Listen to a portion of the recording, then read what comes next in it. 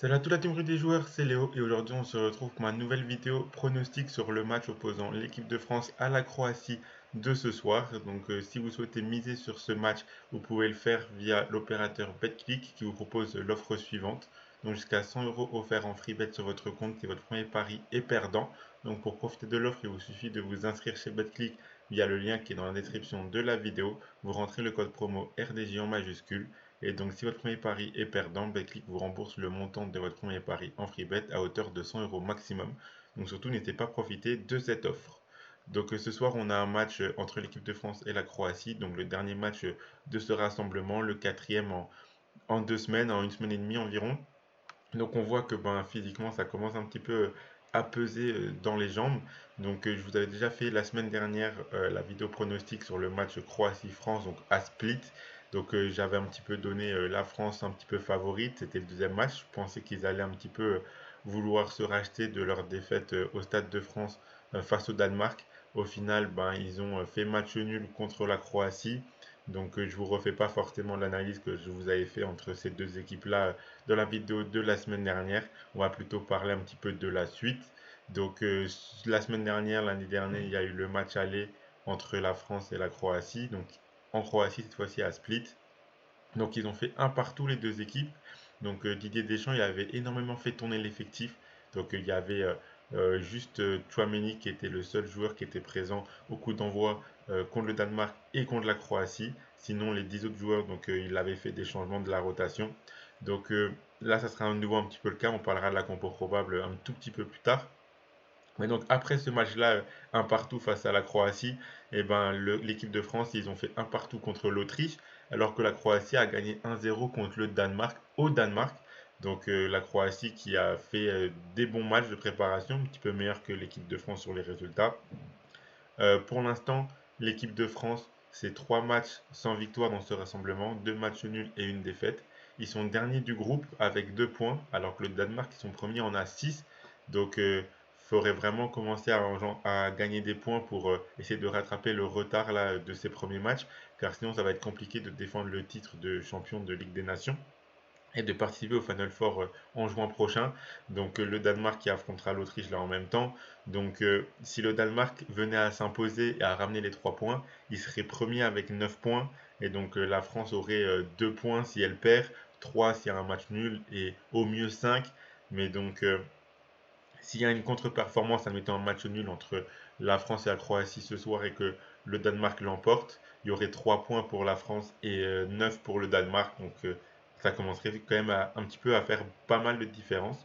Donc pour les pronos de la semaine dernière sur le match Croatie-France, donc on va être les deux premiers, le France ou match nul côté à 1,24 et le France ou nul et plus de 1,5 but à 1,67. Le Benzema buteur victoire de la France, la grosse cote que l'avait donnée, elle est remboursée vu que Benzema n'a pas joué. On était vraiment pas loin à un point de faire vraiment un jackpot et de valider tous les pronos parce que si la France avait marqué le but du 2-1, on aurait validé le plus de 2,5 buts, la victoire de la France et la France gagne plus de 1,5 but. Donc on était vraiment pas loin, mais c'était vraiment un match assez mou avec pas trop de jeu et un match vraiment un partout, un céphate qui s'est dessiné en deuxième mi-temps et à la fin du match avec un penalty égalisateur pour la Croatie. Donc la combo probable pour ce soir, donc on devrait avoir Mike Maignan au cage, on devrait avoir du coup une compo en 4-4-2 avec Pavard en latéral droit, Koundé Kimpembe en centraux, Digne à gauche. Au milieu de terrain, on devrait avoir Adrien Rabiot et Matteo Guendouzi. On devrait avoir Klose en ailier droit, Nkunku à gauche et Ben Yedder Mbappé les deux pointes. Donc à voir après dans le jeu comment ça va s'articuler, mais normalement les 11 qui devraient débuter, ça devrait être ceux-là. Donc pas de Benzema, pas de Griezmann au coup d'envoi. Kanté qui est blessé, donc qui jouera pas. Donc une équipe comme ça, un peu un mix entre les joueurs qui ont joué face à Danemark, face à l'Autriche, face à la Croatie. Il y a des gens qui testent encore de nouvelles compos, on le voit, donc on voit que ce rassemblement, Didier Deschamps, il en profite un petit peu pour faire tourner. Il a dit en conférence de presse qu'il était un petit peu obligé. Il s'adaptait en fonction des joueurs qui étaient en forme, qui avaient de l'énergie. Ceux qui étaient fatigués, il les laissait un peu au repos. Donc il n'y a jamais eu autant de turnover du côté de Didier Deschamps. Mais là, il dit qu'il est un petit peu obligé de le faire. Après, on sait aussi que c'est des matchs qui peuvent servir un petit peu de préparation à la Coupe du Monde. Mais on a quand même un titre à défendre, un titre de Ligue des Nations à défendre. Et si on veut être capable de défendre en participant au Final Four, et ben, la victoire elle est peut-être un petit peu impérative au Stade de France ce soir. Car je l'ai dit avant, si on faisait un mauvais résultat avec le Danemark gagné, le retard pour la première place commençait vraiment à être un petit peu compliqué à rattraper. Sur les prochains matchs, on arrive à la moitié de la phase de groupe là, de Ligue des Nations.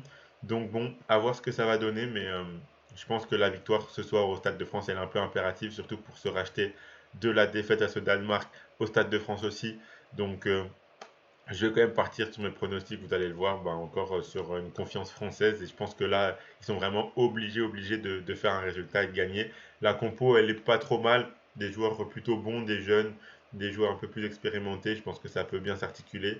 Et Mbappé titulaire, en tout cas, c'est plutôt bien. Benzema qui pourrait rentrer aussi pour apporter un petit peu en deuxième mi-temps. Donc, à voir ce que ça va donner, mais moi j'ai décidé de quand même continuer à faire confiance à l'équipe de France. Donc voici les pronostics que j'ai choisis. Donc la victoire de la France côté à 1,50, donc ils ont énormément favoris. Après ils sont à domicile au Stade de France, donc je pense que ça aide aussi. Et les bookmakers ils pensent un petit peu comme moi aussi. Je pense qu'ils se disent que la France elle est obligée de faire un bon résultat là. Donc il devrait quand même y avoir énormément de motivation, même s'il y a de la fatigue. Il devrait y avoir énormément de motivation. C'est le dernier match de ce rassemblement. Après ce match-là, c'est vraiment un petit peu les vacances avant la reprise du championnat et les prochains matchs internationaux après. Donc là, c'est vraiment l'occasion de finir un petit peu ces 4 matchs qui étaient en demi-teinte du côté de l'équipe de France, de la finir d'une belle manière avec une victoire au Stade de France. Je pense que là, les joueurs ils seront quand même un petit peu plus motivés que sur les précédents matchs. Ensuite, choisis la double chance buteur Ben Yedder ou Nkunku, côté à 1,65. Donc, si les 11 titulaires, c'est ce que je vous ai dit, surtout en attaque, du coup, ben, on devrait avoir Klose qui lui devrait être en ailier droit, mais pas autant offensif que Nkunku à gauche, par exemple. Et donc, je pense que le trio Mbappé, Ben Yedder, Nkunku pourrait potentiellement marquer. Donc vous voyez, j'ai choisi Mbappé buteur en sec à 2,17 après. Et donc je pense que la double chance Ben Yedder ou Nkunku, elle peut être intéressante car Mbappé, je pense qu'il y a de grandes chances qu'il marque. Et s'il y a un autre but de l'équipe de France, je pense qu'il peut venir de ou Ben Yedder ou Nkunku. Donc ça peut être intéressant. J'ai choisi aussi le plus de 2,5 buts dans le match à 1,80. Je pense que là, l'équipe de France, ils seront obligés de marquer. Ils vont vouloir faire une bonne dernière impression pour ce dernier match de ce rassemblement au Stade de France en plus, poussé par le public. Ils vont vouloir un petit peu, comme je l'ai dit, finir sur une bonne note. Donc on pourra avoir un match avec plus de motivation, plus d'engagement. Et donc 3 buts dans le match peut largement arriver car on a vu que la défense française n'était pas forcément top encore en ce moment.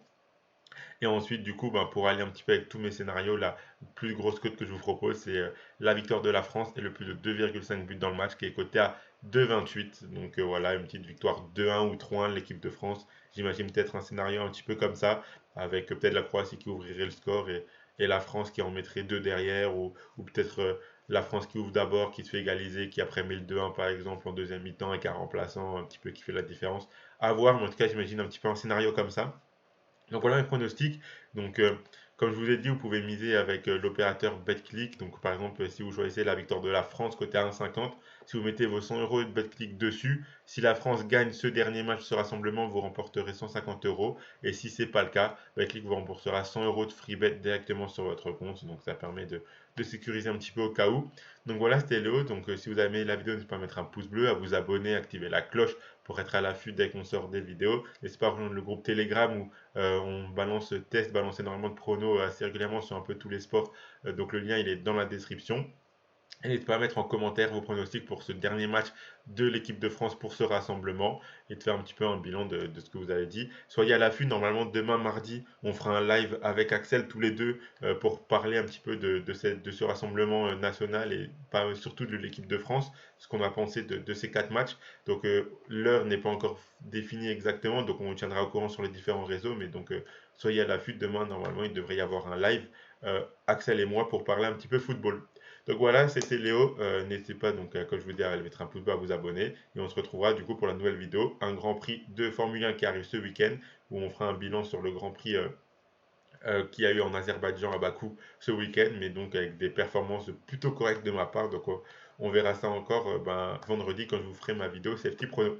Donc voilà, on se retrouve après. Allez, ciao tout le monde!